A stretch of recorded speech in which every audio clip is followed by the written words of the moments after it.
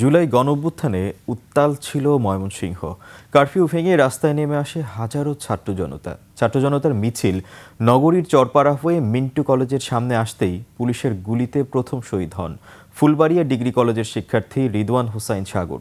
ছেলে হারানোর যন্ত্রণা এখনও কাদায় অসহায় মাকে। ময়মনসিংহ বিভাগীয় প্রতিনিধি আতাউর রহমান জুয়েলের তথ্য ও ভিডিওতে আরও জানাচ্ছেন উপমা রায়।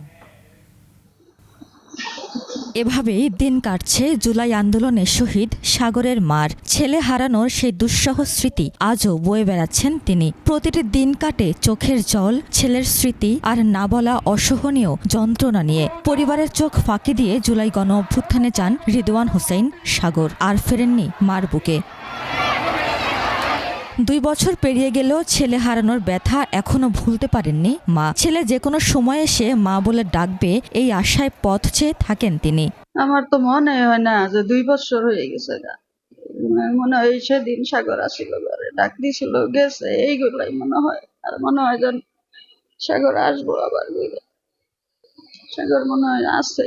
আমার ছেলে রিদওয়ান হোসেন সাগর 19 জুলাই যখন শাহাদাত বরণ করে, তারপর থেকে ময়মনসিংহ শহরে আপামর জনসাধারণ, ছাত্র সমাজ সকলে স্বতঃস্ফূর্তভাবে সে আন্দোলনে শরিক হয়। সাগর হত্যার পর সরকারের দেয়া কারফিউ আর দমাতে পারেনি ছাত্র জনতাকে। আন্দোলন জোরদার হওয়ার ক্ষেত্রে সাগর হত্যাকাণ্ড ছিল একটি টার্নিং পয়েন্ট। তখন সাধারণ মানুষ যারা ছিল তারা কিছুই বুঝে উঠতে পারতেছিল না আসলে আন্দোলনটা কোন দিকে কিভাবে কি মোড় নিচ্ছে।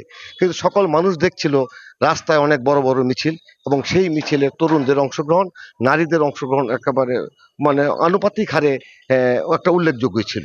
বৈষম্যহীন সমাজ গড়ার লক্ষ্যে জীবনের ঝুঁকি নিয়ে আন্দোলনে যোগ দিয়েছিল ছাত্র সমাজ, কিন্তু তাদের প্রত্যাশা এখনো পূরণ হয়নি জানালেন বৈষম্য বিরোধী ছাত্র আন্দোলনের এই নেতারা। শ্রমজীবী হোক, সে হয় চাকরিজীবী হোক, গৃহিণী হোক, সকল মানুষের অংশগ্রহণটা ছিল স্বতঃস্ফূর্ত। ছেলেদের সাথে সমন্বয় করে রাজপথের সম্মুখ সারিতে নারীদের ভূমিকা ছিল স্বতঃস্ফূর্ত। উদ্দেশ্য ছিল আরো বাংলাদেশকে একটি সুন্দর বাংলাদেশ বিনির্মাণের জন্য, একটি বৈষম্যহীন বাংলাদেশ বিনির্মাণের জন্য, একটি সুখী সমৃদ্ধশীল বাংলাদেশ বিনির্মাণের জন্য।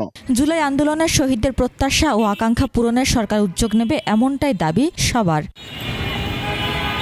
উপমা রায়, ডেস্ক রিপোর্ট, 21 টেলিভিশন।